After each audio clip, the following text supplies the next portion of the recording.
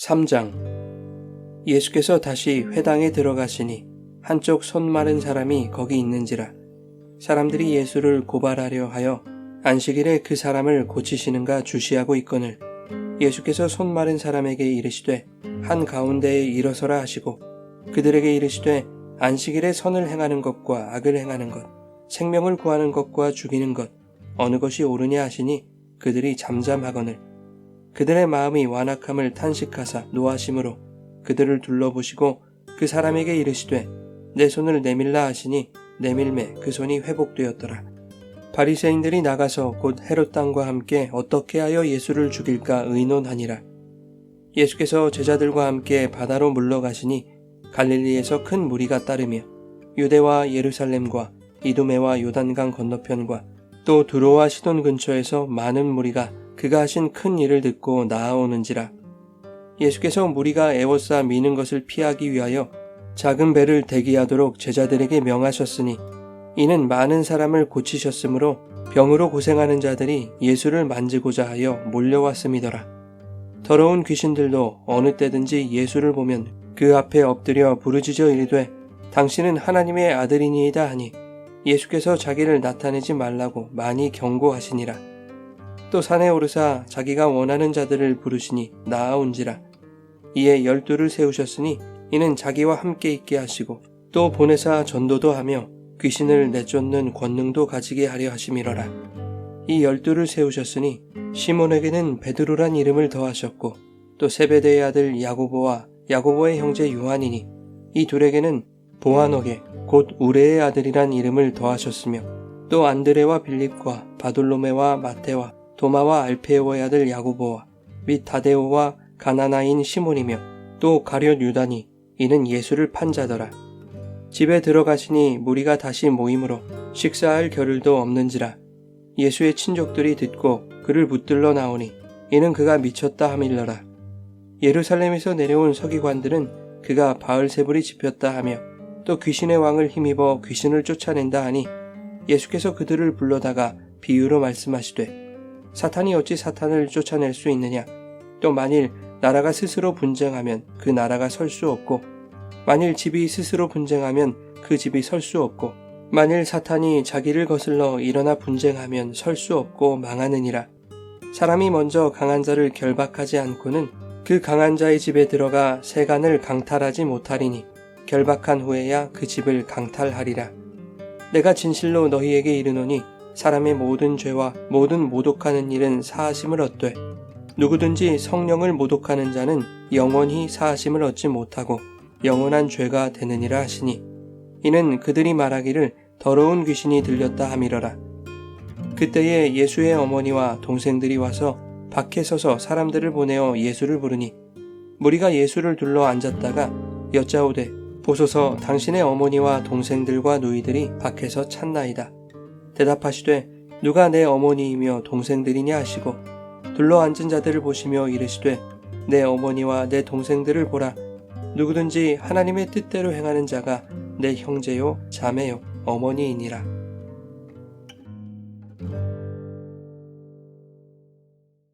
여러분, 좋은 아침입니다. 오늘도 말씀의 은혜가 여러분의 삶에 풍성히 임하기를 소망합니다. 마가복음 2장은 안식일이 사람을 위하여 있는 것이며 안식일의 주인이 예수님임을 말씀하시는 것으로 마쳤습니다. 3장에서는 안식일이 어떻게 해서 사람을 위해 있는 것인지, 예수님이 왜 안식일의 주인이신지를 손 마른 사람을 고치시는 이야기로 설명합니다. 안식일에 예수께서 회당에 들어가셨습니다. 거기에는 한쪽 손이 오그라든 병자가 있었습니다. 또한 사람들, 즉 예수님을 시기하던 바리새인과 서기관들도 그 자리에 있었습니다. 사람들은 예수님이 손 마른 사람을 고치시는지를 주시하고 있습니다. 만일 안식일에 금지된 일을 행하여 안식일법을 어길 시에 예수님을 고발하려고 했던 것이죠. 그러자 예수께서 손 마른 사람에게 한 가운데에 일어서라고 하시고 사람들에게 이렇게 말씀하셨습니다. 안식일에 선을 행하는 것과 악을 행하는 것, 생명을 구하는 것과 죽이는 것 중에 어느 것이 옳으냐. 사람들은 꿀먹은 벙어리처럼 잠잠할 뿐이었습니다. 당연히 선을 행하고 생명을 구하는 것이 옳은 일인 줄을 알기 때문이죠. 안식일에 해야 할 일과 하지 말아야 할 것에 대한 율법의 세칙들보다 선을 행하고 생명을 구하는 것이 모세의 율법에 있는 안식일의 목적과 부합하다는 것을 모르는 자는 없었을 것입니다.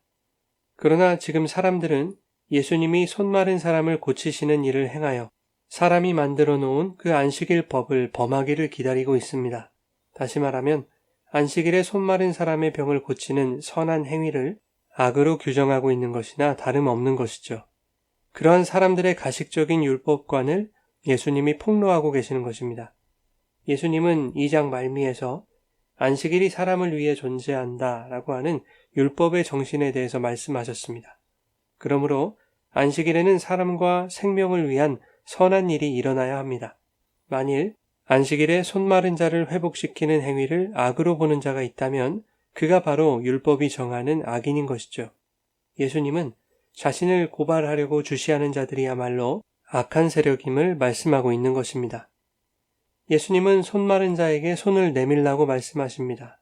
내밀자 그 즉시 손이 회복되었습니다. 예수님은 일이나 노동으로 해석될 수 있는 어떠한 행동도 하지 않으셨습니다. 오직 말씀으로 명하여 병을 고치셨을 뿐이죠. 바리새인과 서기관들이 예의주시하고 있던 그 안식일법 저촉에 있어서 완전히 자유하셨던 것입니다. 이 예수님이야말로 과연 안식일의 주인이심이 증명된 것이죠. 또한 안식일이 사람을 위해 있는 것이라는 그 말씀을 안식일에 손 마른 병자를 고통으로부터 건져주시는 것으로서 증명해 내셨습니다. 6절에 바리새인들은 약이 바짝 올랐습니다. 이제껏 보지 못했던 강력한 권위가 나름 율법의 모범이라고 자부했던 자신들의 권위를 산산조각 내고 있기 때문입니다. 그들에게는 무엇이 진리이고 무엇이 옳은 것인지를 분별하는 것 자체가 별 의미가 없었습니다. 오직 자신들의 권위를 뭉개버린 예수를 제거하여 그들의 권위와 기득권을 지켜내야만 했던 것이죠. 이것은 개혁과 변화를 요구하는 말씀의 도전에 전통과 관습, 교권을 지켜내려는 오늘날 교회의 모습과 다르지 않습니다. 그래서 바리새인들은 평소에 경멸하던 헤롯 당과 머리를 맞대고 예수를 죽일 방도에 대하여 의논하기까지 하는 것입니다. 바리새인은 종교 집단이고 헤롯 당은 헤롯 안티파스의 정치적 지지자들, 즉 정치 집단이었습니다. 이들은 서로 싫어했지만 공공의적인 예수를 제거하는 목적을 위해서는 연합했습니다. 바리새인들에게 있어서 예수는 자신들이 다져온 율법이라는 종교적 근간을 뒤흔드는 이단적 존재와 같았습니다. 헤롯 당에게 있어서 예수는 기적과 이적으로 백성들을 선동하여 정치력을 행사할 수도 있는 요주의 인물이었습니다. 그래서 종교와 정치가 손을 잡고 예수를 죽이려고 했던 것이죠. 한편 7절 이하에는 갈릴리에서 큰 무리가 예수님을 따릅니다. 예수님이 많은 사람을 고치신 이야기를 듣고 유대와 예루살렘, 이두메와 요단 건너편, 두로와 시돈 근처에서까지 많은 무리가 예수님께 나아옵니다. 예수를 만지면 병이 나을까 하여 몰려들기도 했습니다. 그 중에는 귀신 들린 자도 있었는데 귀신도 예수를 보고 하나님의 아들임을 알았습니다. 귀신도 아는 하나님의 아들 예수를 정작 누구보다 하나님을 바르게 섬긴다는 바리새인들이 모르고 있는 것이죠. 12절에 주님은 자신을 알아보는 더러운 귀신에게 자신을 나타내지 말라고 엄히 경고하십니다.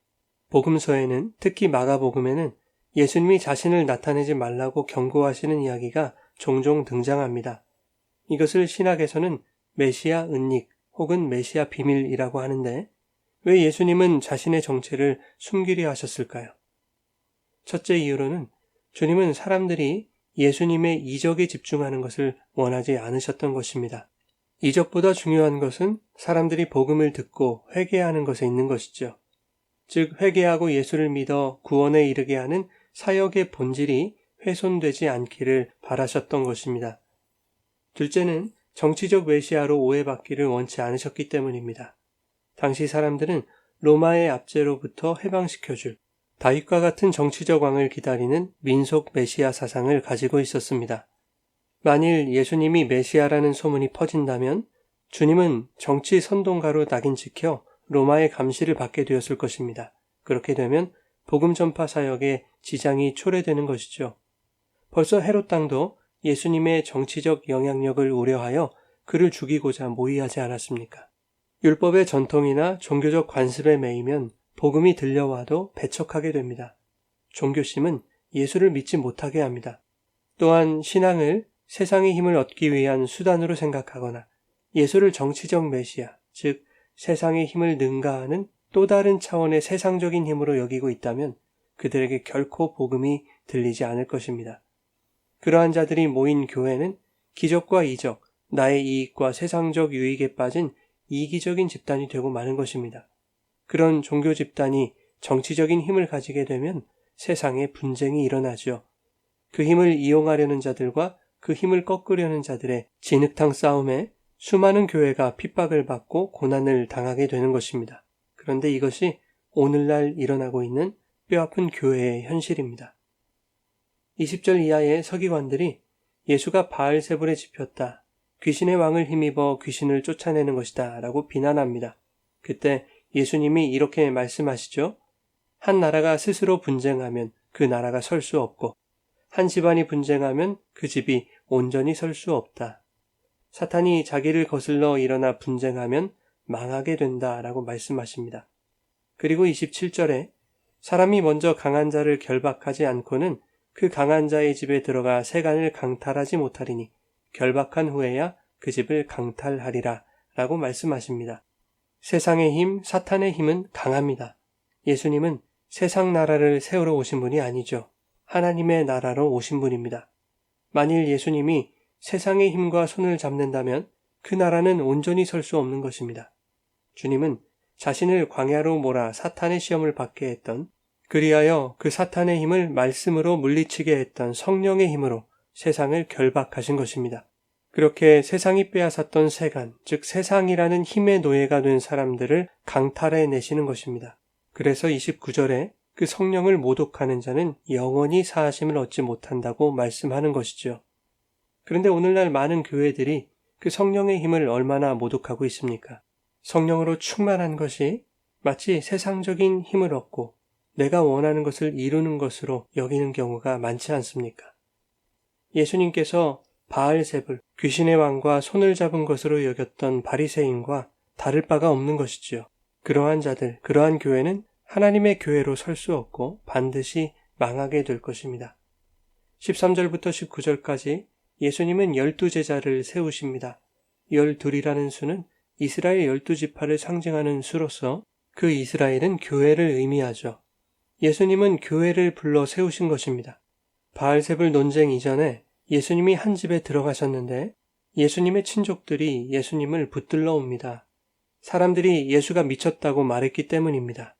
여기서 붙들다라는 말은 체포하다라는 뜻입니다. 가까운 친족들조차도 예수님을 모르고 있는 것이죠. 여러분, 가까울수록 더 알기 힘듭니다. 내가 그에 대해서 이미 알고 있다고 생각하기 때문이죠. 다른 사람보다 예수에 대한 더욱 풍부한 경험과 지식이 있었지만 정작 다른 사람들이 예수가 미쳤다고 하는 말에 갇혀버립니다. 예수에 대한 내 경험과 내 지식이 세상의 말을 이기지 못하더라는 것입니다.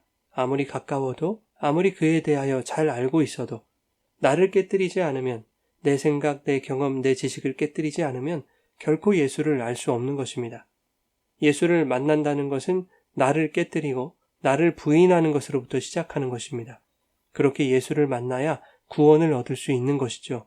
모든 것을 얻고 예수를 얻지 못하면 그처럼 비극적인 인생은 없는 것이지요. 예수님은 마지막으로 이렇게 말씀하십니다. 누가 내 어머니이며 동생들이냐? 누구든지 하나님의 뜻대로 행하는 자가 내 형제요 자매요 어머니이니라. 바알세불 논쟁의 전후에 제자를 세우시는 일과 가족에 대한 이야기를 배치하고 있습니다. 이것을 샌드위치 구조라고 하는데 겉에 있는 이야기의 핵심을 속에 있는 이야기로 설명하는 경우에 이런 기법을 사용합니다. 즉, 제자, 교회, 가족에 대한 이야기의 핵심을 바알세불 이야기로 설명하시는 것이죠. 진짜 제자, 참된 교회가 무엇인가? 하나님의 뜻대로 행하는 자, 진정한 가족이란 무엇인가? 그것은 나를 부르시는 강력한 성령의 힘에 의해 나의 전 존재가 강탈되어 부인되는 자라는 것입니다. 사랑하는 여러분, 오늘 하루도 세상의 힘을 의지하거나 동경하지 않고 세상과 손잡지 않으며 오직 성령에 이끌리는 교회로, 제자로, 형제 자매로 살아갈 수 있기를, 또한 주님의 말씀에 강탈당하여 하나님의 나라가 우리 속에 침노에 들어오는 천국을 경험하는 삶이 되시기를 예수님의 이름으로 축원합니다.